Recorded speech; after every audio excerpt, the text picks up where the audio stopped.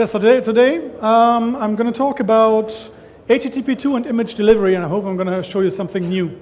So I'm Tobias. I'd love to get your feedback on my talk on Twitter if you're up on Twitter. And I already put all the slides on up on Speaker Deck.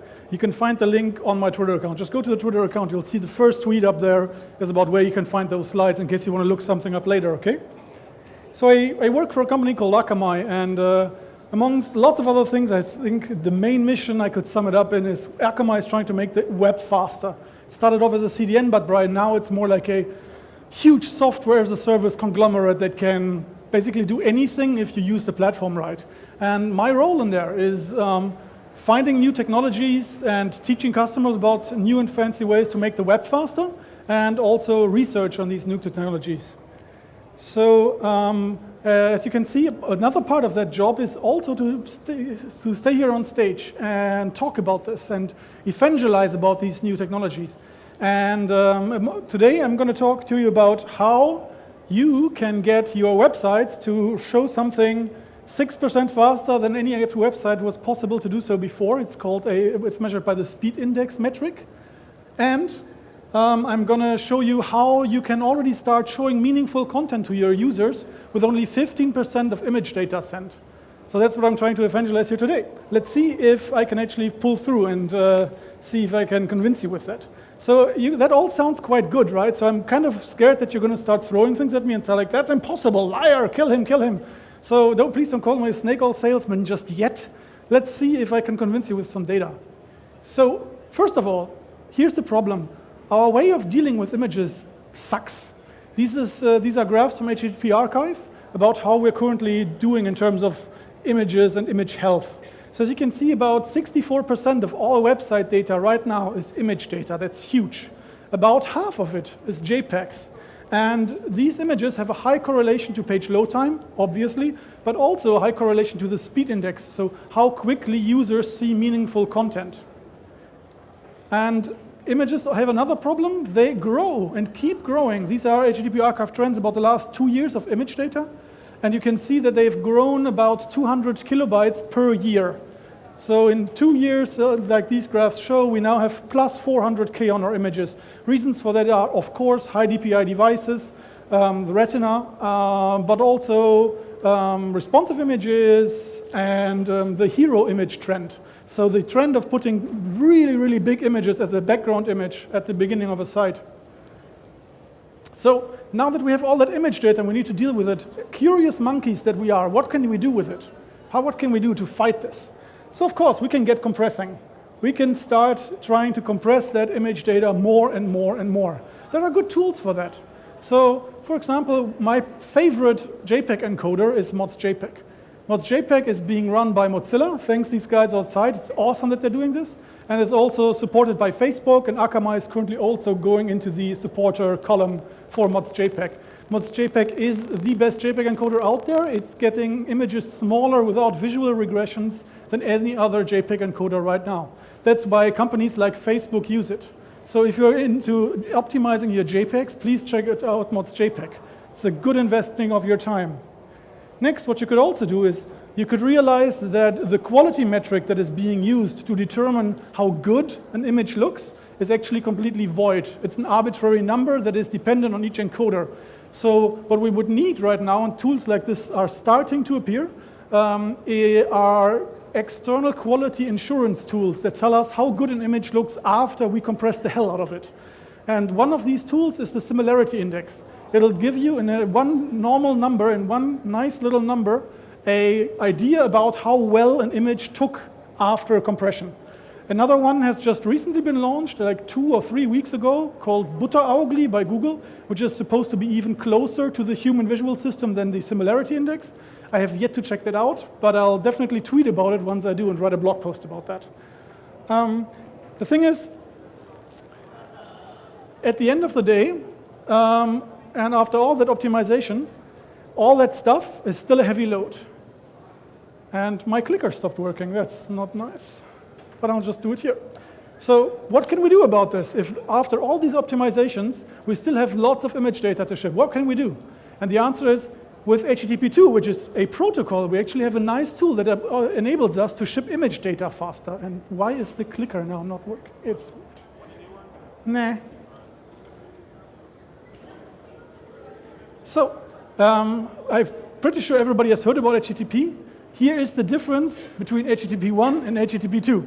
The difference is HTTP2 is just so much more delicious. It's really, really tasty. So while HTTP1 is like, yeah, you get a little bit of data here, a little bit of data there, HTTP2 is like, I'm going to eat it all. It's delicious. Give it to me. If you're not into sweets, here's a little more technical diagram. So HTTP1 is like client request, server response, client request, server response, blah, blah, blah, blah, blah. It's like a ping pong game. It takes a long time. HTTP2 does away with all that. Goes like, that doesn't work out. That didn't scale. So let's try to do it differently. And the technology behind this is called multiplexing, to do several requests at once. We can also do, what is really, really cool, prioritization inside these multiplex data package. So we can say, hey, actually that fourth request right there, that is more important than the other three requests. Please start sending that sooner. This is something I'm also currently researching because this might also be important to the image optimization I'm currently doing. So resource prioritization, server push is another cool technology that HTTP2 does and enables us to ship assets faster. And this is how this would look inside an HTTP2 stream. So we have like your stream, and inside the stream you have headers that tell the browser what is currently coming in and with which priority, and then another stream shipping the same data, but it's all using one connection, and this is the magic of multiplexing. That's really, really cool. Let's see that in action. Here you see a demo site. It has 1.6 megabytes of JPEG data and a completely bare bones minimal HTML file that has inline CSS. So you see one HTML request and the rest are JPEGs. On the left-hand side, you see Chrome with 6 connections on HTTP1. And you see that waterfall diagram, like some images are being requested, others aren't, and then they have to wait until some connection frees up, and then the next image gets requested. On the other side, you see what HTTP2 is able to do. It starts requesting all these files at once, enabling the browser to show far more content much, much sooner. That's the magic of multiplexing. So, ingredient number 1 for that hopefully snake oil-free magical solution that I'm going to propose to you today is HTTP2 multiplexing. Keep that one in mind. The nice thing is, in that graph that I just showed you, I actually already hid a hint to the second ingredient, and that was at the very bottom of that graph. Here, you can see the paint time that the browser took to actually render the page. And now you might wonder, why is the browser rendering performance affected by the protocol? Isn't that weird? And the answer is, yes, it is, but let's consider what I'm shipping here. I'm shipping progressive JPEGs. And this is the key thing I'm going to talk about for the next couple of minutes, progressive JPEGs. So you can see progressive JPEGs do much, much better on HTTP2 than HTTP1. And why, I'm going to tell you right now. So here's what a progressive JPEG is. On the left-hand side, you see a sequential JPEG. It loads like a window blind, slowly from top to bottom. And as long as the image hasn't fully downloaded, you can't really tell what's inside the image. On the other side, a progressive JPEG like this starts loading with this blurry, pixelated preview and then gets better and better and better until all the data has loaded. So it gives users a quicker representation of the image to come sooner. That's the nice thing about progressive encoding. And the technology behind that, that in progressive JPEGs are able to do this, is called scan layer files. So these scan layers make up the different qualities that are getting better and better and better inside a JPEG. And here you can see a photo of the Rhine that I've shot like 2 years ago in the summer. And you see in the left-hand side, scan layer 1, in the middle, scan layer 5. And on the right-hand side, scan layer 10. So traditionally, we have 10 scan layers to deal with. And here are these 10 scan layers in their entirety. So you can see a black and white first scan layer. In the second scan layer, the Rhine, a big river flows by my town, is purple. Really, really weird, because I haven't shipped enough color information yet. By the third image, it gets a little better, and then the visual quality gets better and better and better until it's fully loaded. This is how progressive encoding works. And the magic behind that is called a scans file. This is what a JPEG encoder, any JPEG encoder does as a standardized encoding process to create these 10 scan layers. I've annotated this for you to make it easier to digest. We have 3 pieces of technology that make up the image. This is a brightness channel, a red channel, and a blue channel. And the first number indicates from which channel we're sending information about. And the thing I circled in green are matrix indices inside a 64-point matrix, because JPEG encodes information by 8 by 8 pixels, and 8 by 8 is 64, obviously. So we now basically have an index to tell the encoder which pixels to send with which layer. That is the matrix index. Okay, so this is how this goes in theory. I also want to show you how this is done in practice. Let's see if I can get this to run. All right, so here we go. Where's my cursor? There it is. Right, so what you're seeing here is a file system that currently has a scan script, I'm going to come to that later, and an input JPEG. Now, first of all, let's find out if that input JPEG is already progressive. I'm going to do this using identify, I hope. Yes.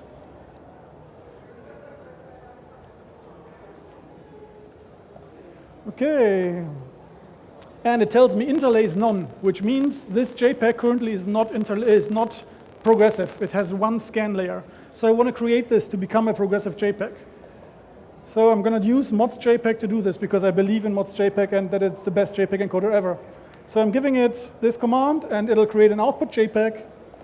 And now I can run this on output JPEG, and it'll return something differently if everything goes well. It tells me interlace JPEG. Now I have created a JPEG that actually has these 10 scan layers. You want to see the 10 scan layers? Cool. There's a cool tool created by a Frenchman called JSK, JPEG Scan Killer. It extracts the scan files out of a JPEG, which is theoretically not really possible, but it just brute forces it. So I've just run this, and it dumps all scan files onto the file system. And that looks like this. Let's see if I can find my cursor again. Yes. And let's move that over to your screen so you can actually view it. Here we go. So this is the first scan layer, as I said, black and white and pixelated. Second one, purple Rhine, and then better until we're at 10 somewhere. This is how the default scan creation process works. All right.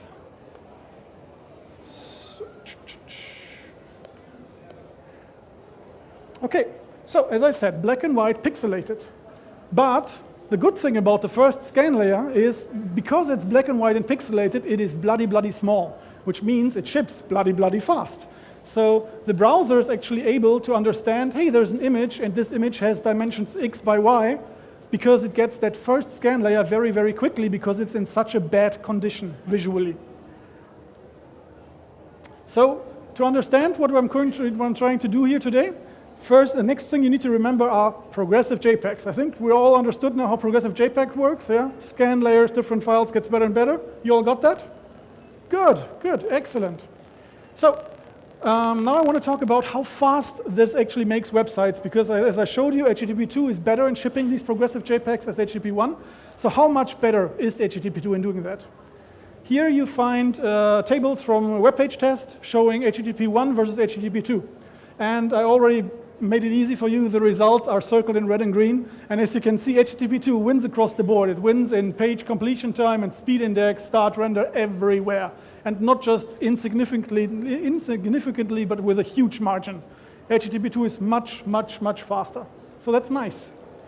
Here you can see the visual graph for this. The blue one, which is losing, is HTTP1. The red one is HTTP2. It shows you that more information is shown to the user sooner because it's HTTP2. And here's the video file for that, so you can actually get the visual impression of how this is looking, how this would be looking for your users. You can already see in the green, HTTP2 shows much more images sooner, and it's also going to be done faster.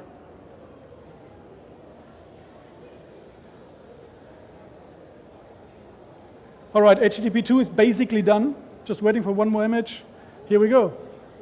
Cool. That is pretty fast. So now I've compared HTTP1 versus HTTP2, but maybe it doesn't really matter if a JPEG is progressive or not. So let's double check this, because I'm a scientist, so I want to make sure that I'm having the right assumptions here. So I'm comparing the window blind effect JPEGs versus the progressive JPEGs on HTTP2. So I'm giving the benefit of the protocol to both to find out how much more influence the progressive encoding has. And here's how fast that goes. And you can still see that HTTP2 with progressive is clearly winning out against sequential JPEGs. Again, more than 350 milliseconds in speed index. That's really nice. And the visual performance graph also tells you the same story. Progressive JPEGs win out against sequential JPEGs, even if both are shipped over HTTP2. And I'm going to skip the video for that. So the question I asked myself after finding that out is, can I do that even faster? What can I do to leverage that process and make it even more awesome? And the answer is, go deep into the viscera of JPEG encoding. Find out if I can't change things around. And the answer is yes, I can. So I took that default scan layer file that I showed you, and I modified it. And it's just a plain text file, so you can do that too.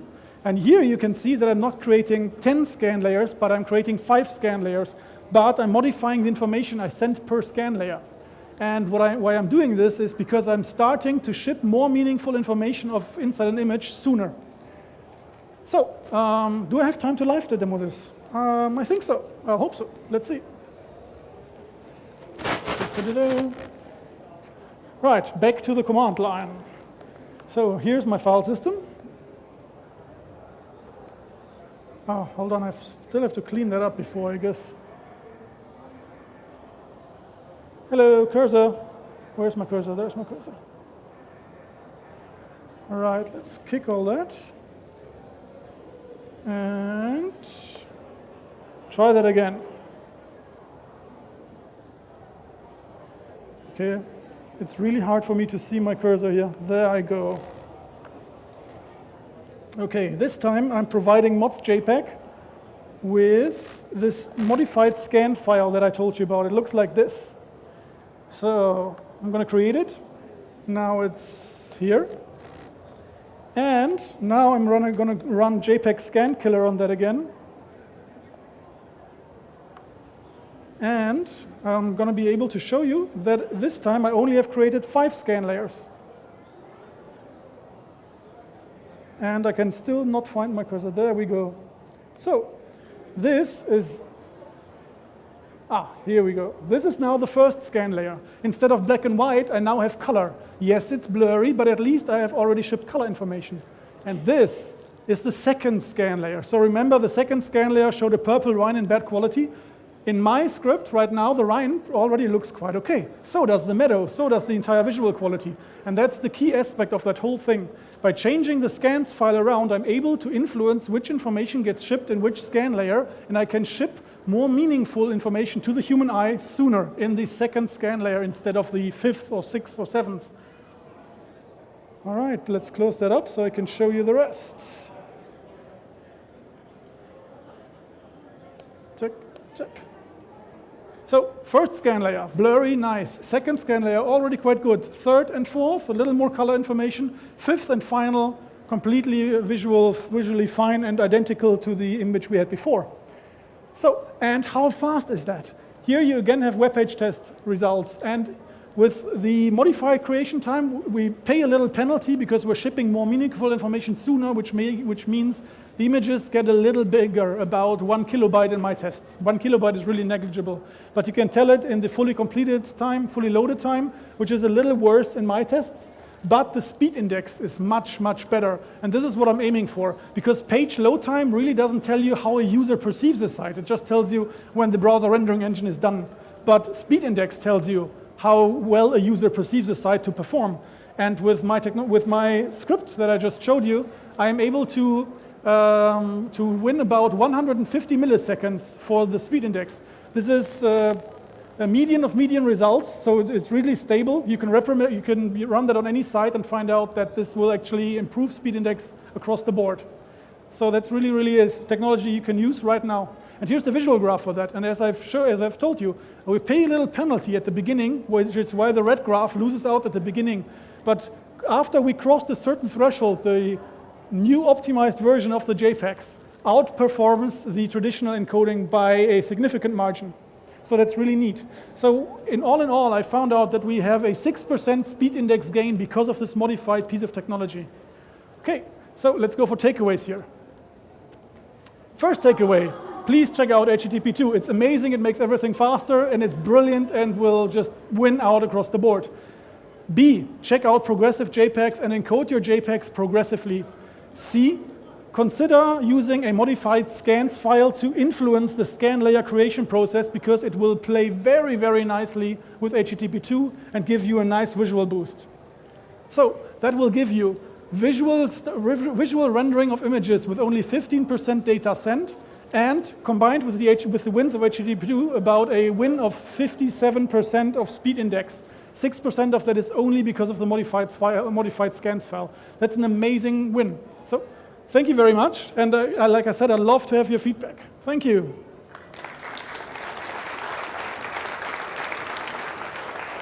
Okay, so I think we have maybe time for one question. Anybody got any? Ooh, one over here. Well, let's wait for the microphone so we can get a bit of a... Referring to slide 15. Pardon? 50, the slide 50. Yeah, can you go to slide 50? 50. I can try. No, 50. Yeah, slow down, dude. Not 15. 50. 50 or 15? 50. 50, okay. Ah. Here you go. I mean, this load time grader and the speed index less than load time on the first, on Yes. progressive. Progressive have load time less than progressive, Yes. but speed index grader. Why this value about this thing? Visual complete with 3.8 with the speed index less than visual complete 3.5. Oh, the speed index defines the area that is visible at first paint. So above the fold content. This is what a speed index defines. Visually complete meets the entire site, also below the fold. That's the difference. Doesn't matter if the load time is less, can have a speed index greater than the second. Yeah, but option. you want yes, but you want a lower speed index. Lower is better. Okay. Not bigger. Not lower necessary load time. Yeah, so with the speed index is lower is better with page completion time. Also, of course, yeah, lower is better. Obviously, yeah. Okay. Okay, great. Thank you very much.